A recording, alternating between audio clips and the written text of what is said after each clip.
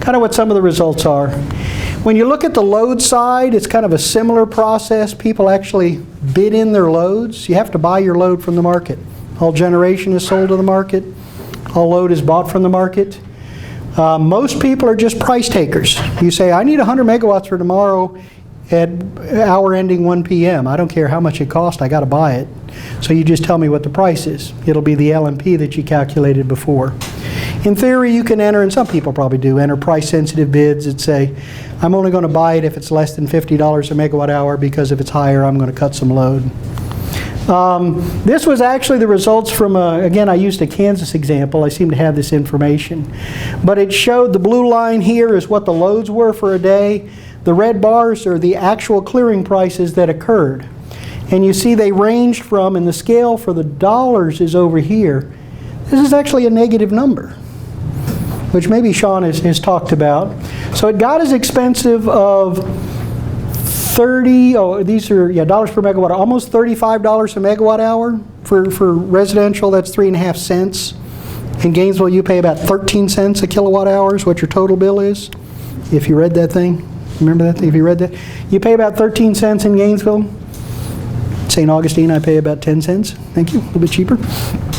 The wholesale energy part of it's about 3.5 cents, but you got this nonsense down here, and I've got a table here that shows that in hour 1 on that day, and this is in Kansas, they were actually paying you to use load, which is one of the artifacts of these markets. And I know the math kind of works, but it's kind of crazy. I don't know if you've talked about it. Wind typically gets what's called a production tax credit. They get paid $28 a megawatt hour roughly from the federal government. So they can actually make money and generate even with a negative LMP. So when wind is dominating the market, it just pushes prices negative. So some poor natural gas-fired generator is losing a lot of money because this wind is making money because it's subsidized. Some resource offers that I put in here. Let me just kind of show you an example of one of these. I just kind of made up these numbers. Those other ones were kind of real numbers. If I said in this example, look, I'm just offering in 50 megawatts. My price to generate is $25 a megawatt hour. I kind of just artificially created some LMPs here. And whenever that number is greater than that, it assumes that I cleared. I made that much in revenue. The profit I made is the difference between the market clearing price and the cost. And so on this day, everything was good. I made $12,500 in profit. I think you maybe have covered that. That may or may not be a good day. I guess it averages $20 a megawatt hour. That's a pretty good margin. What's the CEO salary? What's that? You have to know the CEO salary. Oh, you would? Well, in the real-time markets, we've kind of talked about that. I haven't gone into detail, but I was kind of assuming that you guys did. The real-time market deals with, okay, what did you actually generate? I know what you told me you were going to generate. And so what I've just tried to represent here is that this column represents, in these hours where you were supposed to represent 50, what did you really generate? It may not be obvious to you guys. The generators are not that precise. They do their best to try to hold it right at that level. Fuel fluctuates and other stuff, but they move around. Well, they said, look, you said you were going to generate 50, you only did 49.5. You were half a megawatt short. That is settled in the real-time market. And in this case, I said, what do I have? My real-time market is $20.88. Now let's look at this one, $24.35. It's actually cheaper than the day-ahead market. So I came up short in my obligation to generate. I actually made money. And that's what I get with a positive number over here. So that's what I was just trying to demonstrate, that the actual settlement, it's a two-part settlement. All the markets rave about this two-part settlement. They're talking about this. The day ahead is kind of a financial commitment. It's what you're supposed to do. In the real world, you deal with the real-time market and you settle. In this case, you made a whopping $15.08 more than what you thought in the day ahead. So at least I wanted to kind of introduce that concept of how the markets work. I mentioned this earlier, kind of the mechanics you go through. You submit these bids and offers in the morning. You're told whether you won or not in the afternoon, and then you talk to your power plants and tell them what their schedule is for the next day. You talk to your fuel suppliers about getting you fuel. And I mentioned earlier that with this insufficient capacity, they might run what's called a RUC, a reliability unit commitment. If your generator's not picked up day ahead, you might re-offer it into the real-time market. Again, on an hourly basis, not a 5-minute, but it's kind of how it works. So market clearing results, I think you guys have seen some of these pictures. Sean loves to share these pictures, and they really are quite fascinating. That is the Midwest ISO.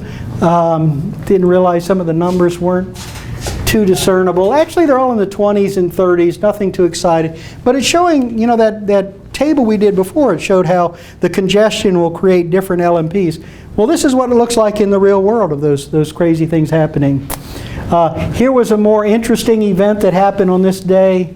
Again, some pretty big price differentials from some of these. These guys are going negative down here. And in this case, though I said Kansas has a lot of wind over here, Iowa has a lot of wind. So a lot of wind is just forcing down the LMPs. So it's a little bit of craziness there. Here's a mild day in ERCOT. Everything looks fine. It's kind of the day where there's no congestion. Everybody's paying about the same price. And then here's a day when, at least in some people's opinion, maybe bad things happened. If you have a generator up here, you just made your bonus.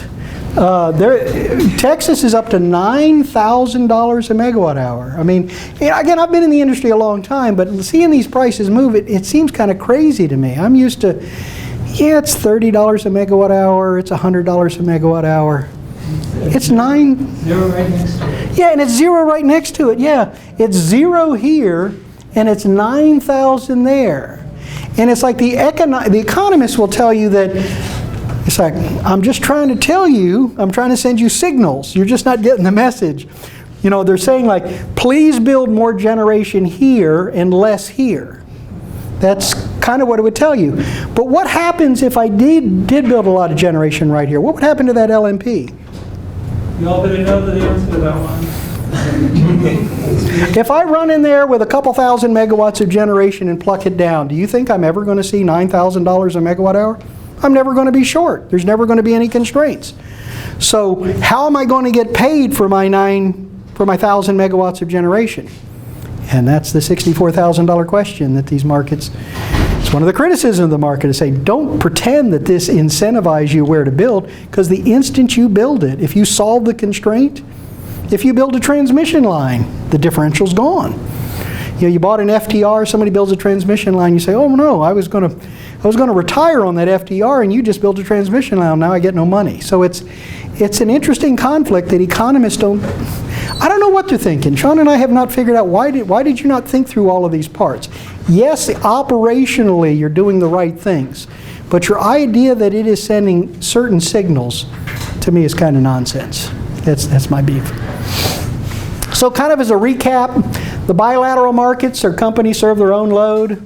They optimize their systems, use instant messages and phone calls. I'm not oversimplifying it, that's what we do. And you decide kind of to tweak it a little bit better.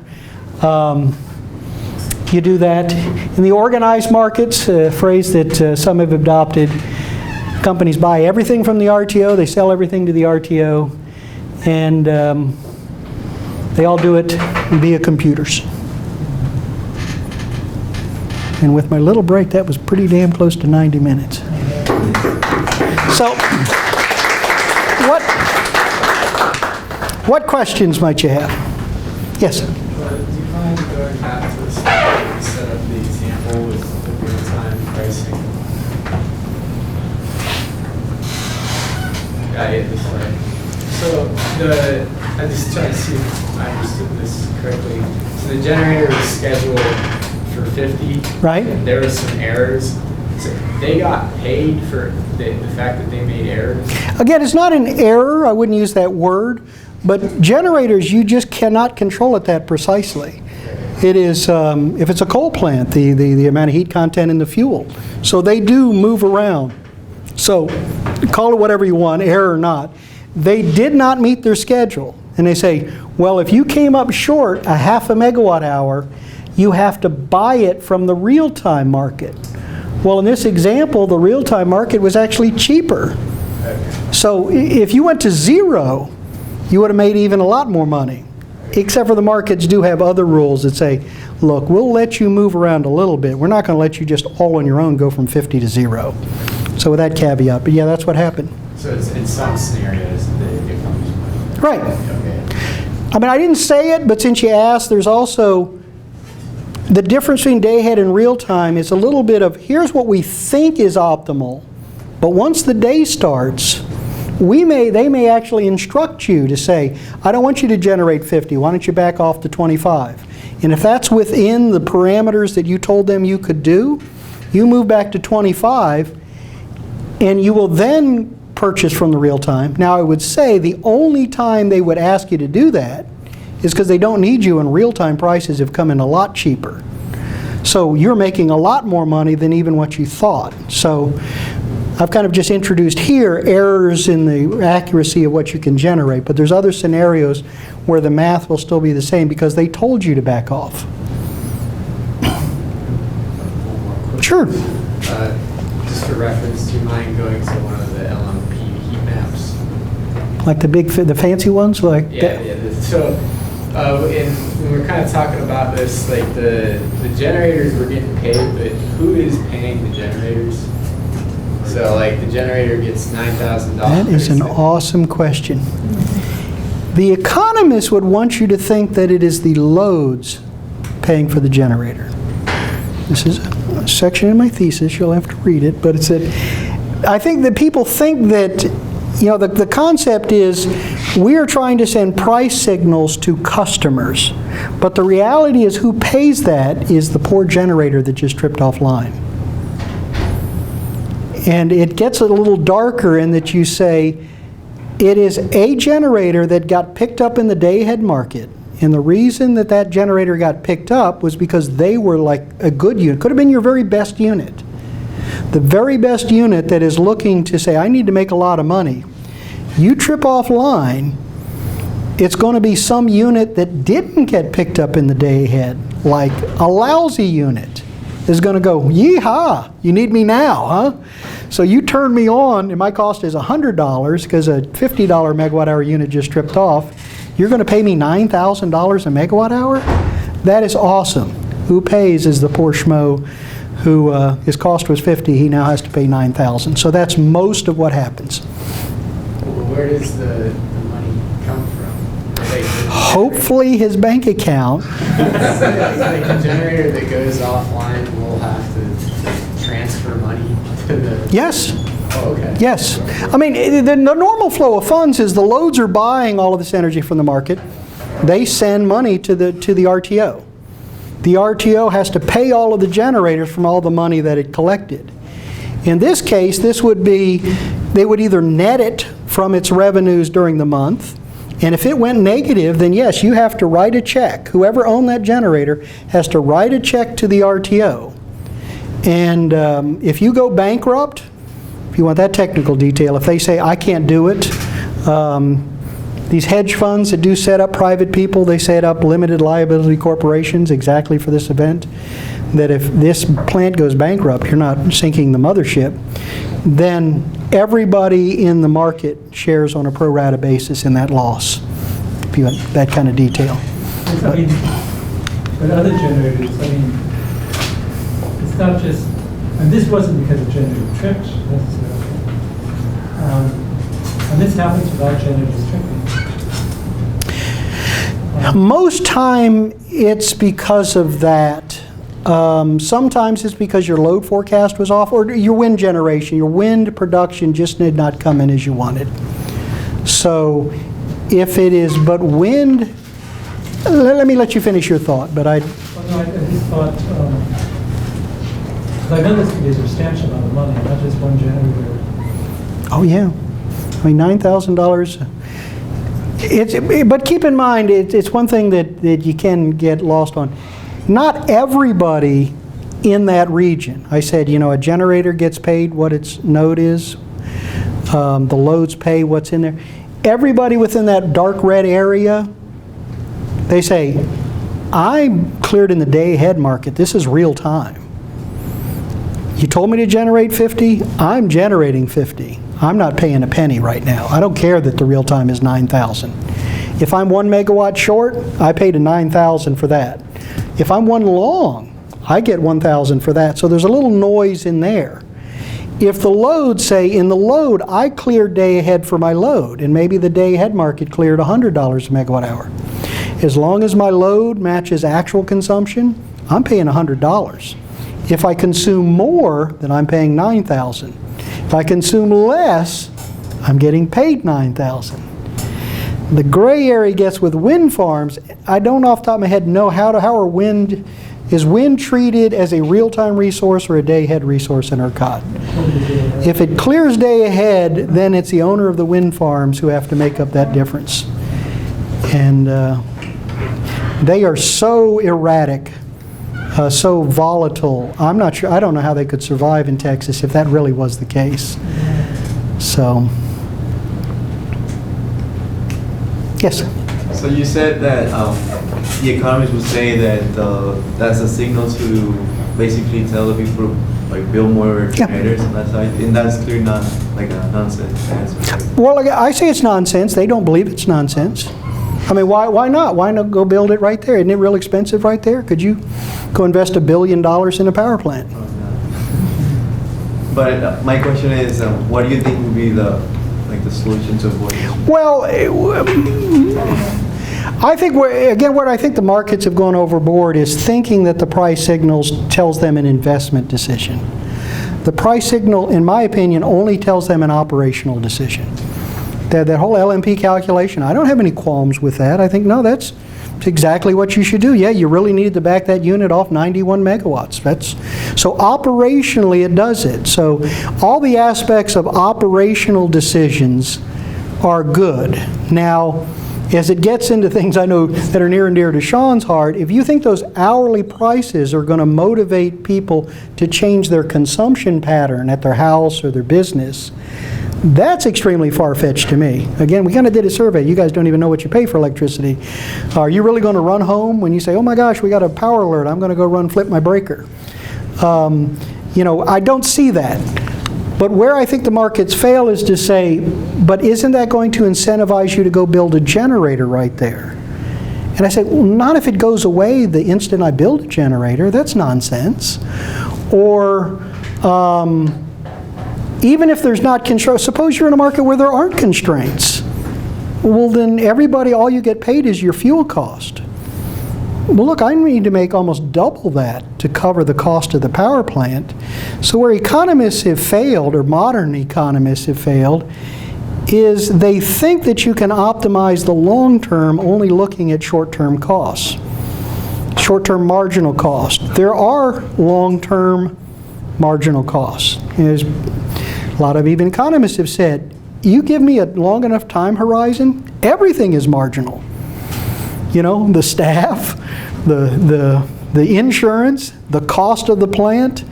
And so it's that concept that, in my opinion, they've just missed. And it's perplexing to me why they've mixed it. Because there's some bright people that do this and get paid an awful lot of money for espousing their opinions here. But it's... So that's it. There's just such a big disconnect. And there's some economists as far back as the 1800s that were basically saying, yes, this is how you operate it, but this is not how you build it. And they talk about a toll for a bridge. Maybe just give you this one example. Because one of the earliest guys who even introduced the concept of marginal cost pricing was a French civil engineer. Here you go. A French civil engineer. Was it Charles Dupuy? Look at this guy up. But he was talking about a bridge. And it say, the toll you should charge for somebody to walk across should be close to its marginal cost.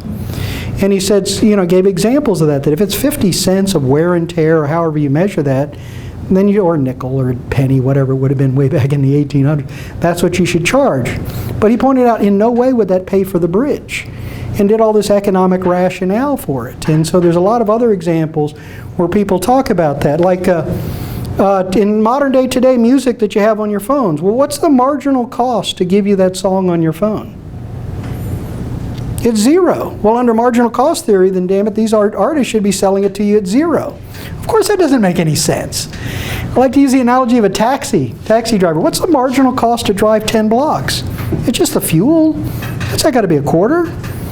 Anybody go to New York, take a taxi out to the airport? It's like 75 bucks. So it's the idea that this whole marginal cost theory thing, yes, it's good for operations. It doesn't work for this, and I don't know any industry that it does work in. That's what's kind of perplexing, is the whole markets are designed on this concept, and it's like, okay, tell me one market where that works. I'm going to go to the cabbie and say, I'm not paying you that, marginal cost. So it's kind of nonsense. Sorry for rambling on. No, that's good. Yeah, I just one question. What if it was not a generator outage that causes the price of $9,000? So all the consumer have to pay for it. So how the tariff of electricity will be defined for all consumers? How that will impact the electricity Okay, for consumers? let's speak more generally. The only people, if this is a real-time plot, these are real-time prices.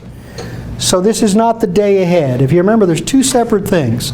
I submit an offer the day ahead at 4 o'clock in the afternoon of the day before. You told me in every single hour, what hour is this? This is at 2:55 Central Time. You told me during that hour that I would pay $100. And so if I use what I bought from you yesterday at 4 o'clock, I pay $100. I don't care this. So it's of the customers who may be using more, it's that incremental piece that whoever their electric provider is will either eat that, or if they have it within their rates, to pass it through. I mean, let's say Gainesville. Gainesville does not charge you a variable amount instantaneously. In Gainesville's case, they would say, look, my cost for the month for that hour just went up $9,000. I'm going to throw it in with everything else, and next month's bill, everybody's going to pay that extra $9,000. So it kind of depends on the relationship you have with your energy provider, like a Gainesville or whoever's in Texas. Again, Texas has a lot of retail competition. Activities like this bankrupt what are called retail service providers. Small little companies that get together and they give you a free t-shirt if you sign up for electricity, not very well capitalized. A day like that will put them out of business. If they're not properly hedged, if they didn't buy it in the day ahead, if they don't have the right terms with their customers, and then their customers can pay the bill if they even have the right terms. So I think not in the Gainesville situation, consumers, but say that consumers do not really realize what is happening on the electricity market. So that they might be consuming a little bit more energy, for Right. example, and nobody will tell them, Nope. do not consume right now because it is happening right now. Right. You don't even realize about it. Some regions have that. I mean, it's things I happen to be looking in right now. They have things called time of use rates, but you know that months in ahead of them, they have a thing called critical peak pricing. They could have the day before told you that it's going to be real hot tomorrow, so your price is going up. But you don't know this until 5 minutes ago. That would be called dynamic pricing. And it's kind of the elusive part that economists would say everybody needs a meter in their house that shows them $9,000 a megawatt hour. And of course, everybody will be educated to know exactly what they need to do at that instant, or you've programmed your Nest thermostat to take certain actions. But whatever you don't turn off, you're paying $9,000. If that price comes to you, and that's kind of the very last link of that, that's kind of not how it works at the retail level. They don't pass it all through. So it's a very, at best, a very vague kind of connection between the ultimate consumer, which again makes the markets real hard. The flea market, you walk up and see a trinket, you say, I'm not paying $10 for that piece of junk. Well, when it's in energy, it's like, part of it is, heck, I didn't even know I was buying it and you charged me $9,000. And I don't even know what I'm buying when I am paying $9,000. So it is a complicated business. But to me, there are things that you can do. Customers respond, I think, to average prices, to longer term prices. You know, a lot of things that we see. I now have a lot of LED lights in my house. Air conditioners with higher efficiency, refrigerators, insulation. A lot of things you do because you're concerned about a monthly bill. That's what I've always seen about customers. At best, you're interested in a monthly bill. Tell me how I can cut down on that. Even if it was $9,000, what are you going to consume in a 5-minute tick? What would your cost be? It went from a nickel to 50 cents. It's like, I don't know, you're going to get up off your couch, you're going to shut off the Super Bowl for 50 cents? I mean, it kind of puts things in perspective.